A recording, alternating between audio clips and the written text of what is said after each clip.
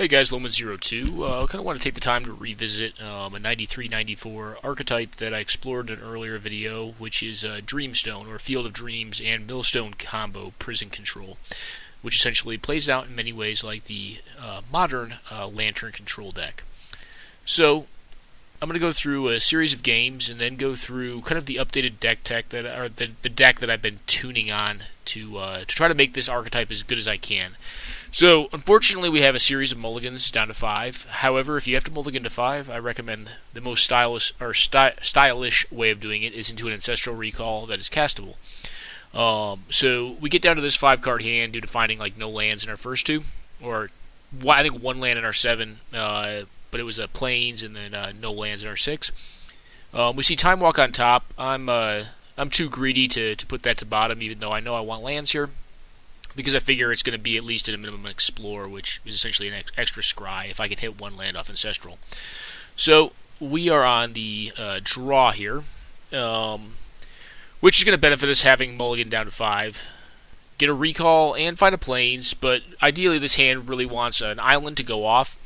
We're playing against Flying Men, and our opponent gets an aggressive start with Script Sprites, but does not have a secondary land, which does benefit us. We go into Soul Ring, briefly consider casting the copy artifact on Soul Ring, but I opt not to do that because if my opponent is running Jameday Tome, I'll probably want to copy artifact that. Opponent plays out a Whirling Dervish, a very good card in the format, especially against the mono black decks that are sometimes running around. Unfortunately, we draw into a Mox, not another blue source here. So the beatdown continues.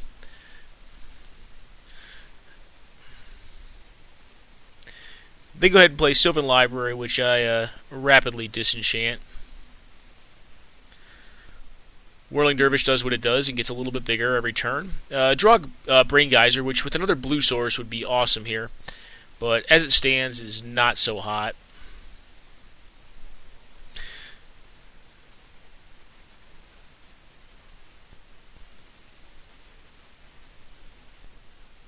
Go ahead and mill twice, although without Field of Dreams in play, milling is kind of irrelevant. Draw another double blue spell, which is a huge time beating, so we figure we're probably dead at this point, and we are. They have the Giant Growth and Berserk, and they're showing that they have Void Fate by leaving their Pendelhaven up. So even if I had like the Swords to Plowshares, I think I would probably lose here. So this first game goes to our opponent on Flying Men.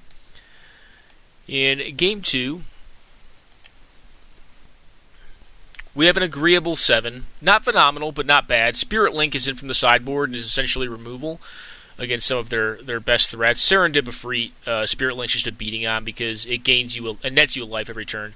We did sideboard into Sindbad because it appeared they had far less creature removal being on a blue-green deck, and Sindbad's pretty good when it can go uncontested and just draw cards.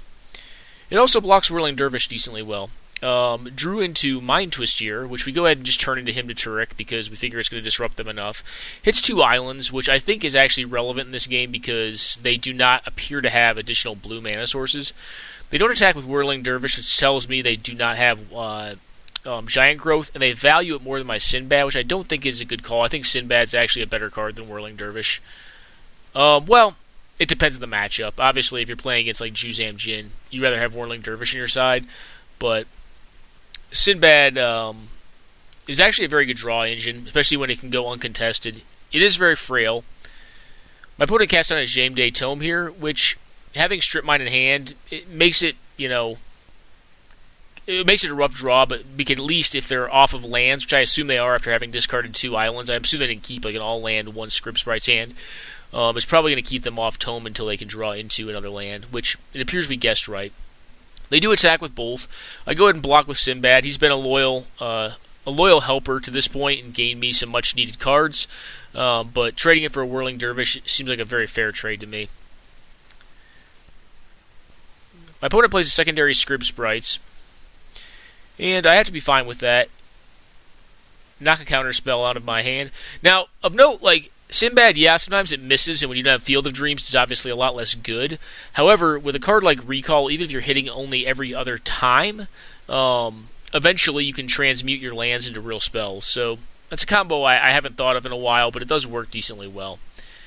It does also lend to the idea of possibly not or not having played out as many lands as I did, I do keep this island in hand as opposed to playing it because I think I have enough mana right now that I probably want to just go ahead and go for a recall and get back the Field of Dreams and the copy artifact. So my game plan is I want to copy artifact their Jame Tome before they can start drawing off of it, then disenchant it and play Field of Dreams. Because that'll allow me, one, to start getting information about what they have in hand, and two, it'll allow me to start getting up on cards. They Berserk my guy. This is a common misconception. Berserk can be used as removal, but my Sindbad has to be attacking first. Berserk is kind of an oddly templated card. It's very powerful, but it's very bizarre in how you have to use it. So I'll pull it up real fast and actually, hold up. Oh my goodness. Moto Y. All right, let me stop the game real fast, and we'll catch up with what we were going on, or what happened in the game that we just missed. So Berserk is kind of an odd card. Most old school players are already going to know it, but for the newer players or the players who haven't tried this format, you can only cast Berserk before the combat damage step, which is a very weird caveat on a card. The creature's power essentially doubles from whatever it is when you cast, or whenever it resolves on this on the card you're casting it on. However, at the beginning of the next end step, you destroy that creature if it attacked this turn. So you can't use conditional removal. You can't use Berserk as conditional removal unless a creature card attacks. So Sindbad does not get removed there and continues to draw me cards. Another thing that's interesting of note, and one thing my opponent asked me, is why I wasn't using my Maze of Ith against 2 Scrib Sprites. My rationale was this. So they're on 3 cards that I don't actually know. I don't know what they are. So my rationale is pretty simple. If they have, double Giant Growth and Berserk, I just lose the game on the spot. So it's better to take 2 damage, even if I may only be taking 1, than it is to open myself up to, having Maze of Ith, one of the Scrib Sprites, having the other one become a 12-power attacker, all in one fell swoop, or even like a 4-power attacker.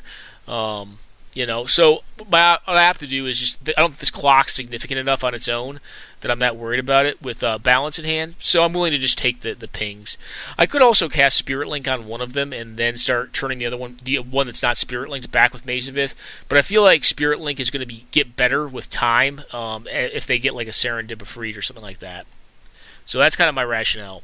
So I do copy the Jame Tome and disenchant as specified, so I've taken away their card engine and generated one for myself. Now I'm kind of in the market to find a Millstone. I go ahead and mill the Mox Emerald off the top of my library because I just don't want to draw that thing next turn. I go ahead and float all of my mana, balance, keep the Maze of Ith plus 3 lands, and then go ahead and Jame Tome. Based on what they discard, I may want a Spirit Link here, but I don't think I do. I want to take away their board advantage because they're going to be Time Twistering next turn, and I can't stop that at this point. So they go for their Twister. Hand I get is actually pretty decent. They find a very slow way to remove the Sindbad, which they have, I think, slowly recognized is actually extremely powerful in this matchup because it just can't be removed by many things rapidly unless it blocks. I go ahead and Mind Twist away the remainder of their hand. And tell them to go. I do actually attack for like one of the first times ever with Sindbad. I've rarely found opportunity to attack with Sindbad. I've blocked with him a decent bit, but rarely does he get in there for damage. But right here, it makes no sense to just tap him to get rid of Moat, because Moat is a card I don't mind drawing per se. I go ahead and Ancestral into the Millstone here. End up finding a clump of Millstones and put them all there. I don't think I need to leave up Millstone activation because actually them drawing Pendelhaven's not an issue if one of these cards is Spirit Linked. So Pendelhaven, can make the Spirit Linker a 2/3, but I'm just going to gain the life back in response to the trigger from Spirit Link. Draw to the next Millstone. At this point, I feel like I have a pretty, basically a hard lock against my opponent. I go ahead and get a land off top. I figure it's good to try to get as much value out of my Sindbad as I can, and I'm happy to see another land on top because I know that in response to the trigger for Unstable Mutation killing me, I'll be able to tap Sindbad and draw one more land card out of him. So he did a lot of work this game, and I even found another one, which is great news. I go ahead and mill away the Flying Men. I just want to keep my opponent's ability to draw actual threats very low. I see another Flying Men, which, I will go ahead and mill at some point. It appears the MTGO UI may have bugged here. So my opponent plays on... Oh, maybe not. My opponent plays on for a bit, but essentially with Field of Dreams, a draw engine in the form of Sindbad and Jameday Tome, and 3 Millstones, I have to mill 3 times in order for my opponent, and each time my opponent has to have a relevant card that I don't want them to draw, in order for me to really lose. And even at this point, if they draw something that, is... Even if they draw like a good creature threat, like I have, a counter spell in hand, I have Mana Drain coming up, the likelihood of them being able to beat through this lock is pretty low at this point, so they go ahead and concede the game. Going on to Game 3. This hand is perfectly keepable. It has a turn 1 Sindbad, which I don't mind because it's going to allow me to kind of filter my draws and possibly get some incremental advantage. And it can block Whirling Dervish or like Llanowar Elves. So they attack and keep up a pretty obvious Essence Scatter or Power Sink. I go ahead and play out the Disrupting Scepter at this point. Say, hey, you're not going to be able to sit back on counter magic. I'm just going to start knocking your hand apart. They go ahead and cast out their hand, which, is pretty good. I unfortunately mill a Swords to Plowshares, but I think I still want to do that there. Go ahead and Disrupting Scepter them. And no, I did. They do discard a Remove Soul, so they did have a counter. I don't think I want to block the Llanowar Elves there, regardless. It gets Unstable Mutationed. I go ahead and get their last card, which I believe is Icy Manipulator. I do hit one of their forests, because the way I look at it, if they only have one forest, they can only Giant Growth, but they can't Giant Growth plus Berserk, a creature card. But at this point, I do go ahead and block Llanowar Elves, so my life total is getting fairly low, and because Unstable Mutation is kind of a parasitic gain, I figure blocking there is valuable. And I do get a Scrubland out of it for my troubles, which is nice. I find Swords to Plowshares, which is a good assurance against any pump spells, but at this point with the Disrupting Scepter, I feel pretty set up to prevent them from having a pump spell in hand that I can't stop. They go into attack here, I think for a long time on this actually, and I end up Swords to Plowsharing their 1/1 flyer, because the Llanowar Elves will eventually go away. That leaves me with one permanent threat that will be left that I don't currently have a way to deal with that I need to draw into. They accidentally berserk their own Scrib Sprites, which is a pretty big misplay, because now it means they've removed their only threat that is going to remain around after the Llanowar Elves dies. I start blind milling here, which is not per se great, but I don't have any really other good options to do with the Millstones, so I'm not going to mill myself blind. So I go ahead and mill them twice on a Time Walk turn, find Field of Dreams after the Time Walk turn, and from this point, I'm very well set up to win, because I can either mill myself to draw relevant spells or mill their relevant spells off the top of their deck, and they go ahead and concede it. So Field of Dreams, Millstone, neither of the two cards are phenomenal, but I built this deck in a way that I think makes both of them pretty decent. Whether it's, milling cards at the top of your deck to get value off Sindbad, or utilizing Field of Dreams to get value off Sindbad, or just milling the relevant stuff off their top deck after you've managed to control their hand down to a very manageable size, where you have knowledge of all the cards in it, is extremely potent. So, I will transition from here into a very quick deck tech. I've done this deck tech before, but I've changed the deck a small amount in recent history, just to complement the strategy, I think, a little bit better in the expected meta. So one of the cards I added after I played this match was, let me find the deck here, was, where is Dreamstone at? Huh. Well, apologies, guys. Give me a moment while I go in search of my deck. Maybe I accidentally put too many sideboard cards in. Yeah, I'm still in the middle of modifying the deck. So now the deck's legal again. This is what the deck looks like now. So I cut one Field of Dreams. I found that 4 was just way too many, because the card doesn't do anything on its own other than just give you some information. So having more than one is kind of bad. I'm still leaving in the City in a Bottle. I'm not running any number of Sindbad's main, although that may be wrong. I think Sindbad is extremely powerful in this deck, and when I had him in sideboard, or I had him in main deck in the sideboarded matches against blue-green Flying Men, I was very happy with how the card performed. That said, I could possibly cut one City in a Bottle and put in a Sindbad, or maybe two. Maybe cut a Millstone and put a Sindbad in. But this is the deck as it stands now. It does run more Disrupting Scepters than Jame Day Tomes, which may seem questionable, but it's actually more relevant to get their hand size down to to 0, get them hellbent, than it is for you to even draw cards in this deck. One of the main deck changes that you'll note from last time that I other than the ones I just mentioned, is Tabernacle at Pendrevale, and this is actually a change I made after that game. I think creature decks are actually pretty good in Old School. As much as crap as we talk on Old School creatures, like Curd Ape's a great card. It still sees some play. It's probably outshone by Goblin Guide and Monastery Swiftspear. But, there are some Naya Zoo builds that are viable in Legacy that could play it. Given those decks are probably going to play Wild Nacatl before they'll play Curd Ape. But, it's not a bad second, along with Loam Lion or something like that. Very powerful card. Serendipity, also a pretty common card. And then, there's other decks like this that are just Flying Men. There's, red-green aggro, budget.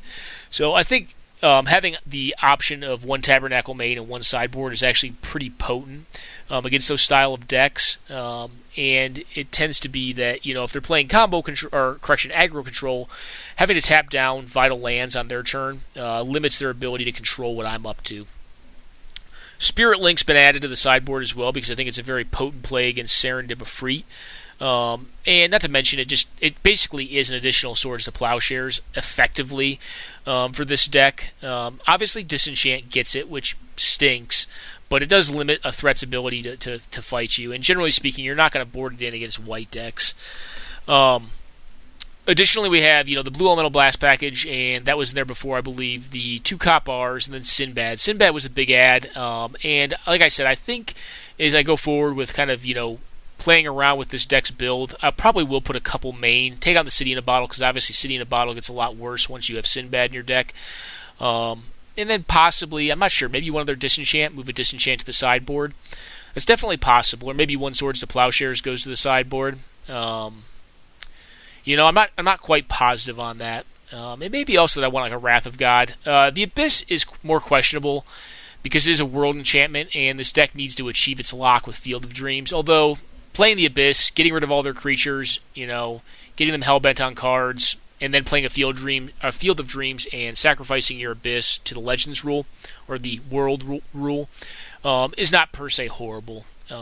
So this is the deck as it's been modified. That was some gameplay of it. The deck got to do what it was trying to do in that matchup, and I think it's a pretty cool deck, despite obviously not being one of the more powerful 93-94 decks. I think the deck has a lot going on, and it's a pretty interesting deck to play, and offers a lot of interesting decisions while you're playing it. So, I think if you want to play Control, the best way to go is probably the deck at 5C Control or Blue-Red Counterburn / Tempo Control. This deck is certainly very interesting, and actually it may not even be terrible against the deck because of its ability to manipulate top decks. I don't think that's per se true. I think you'd probably want more Jame Day Tomes and Disrupting Scepters to make it good in that matchup. But, it could be true. I'd have to test it out more. Anyways, guys, I hope you enjoyed this gameplay of a deck that I've shown before and kind of the building process and the genesis of the deck as I refine it based on what I think is going to make it best. All right, guys, enjoy and take care now.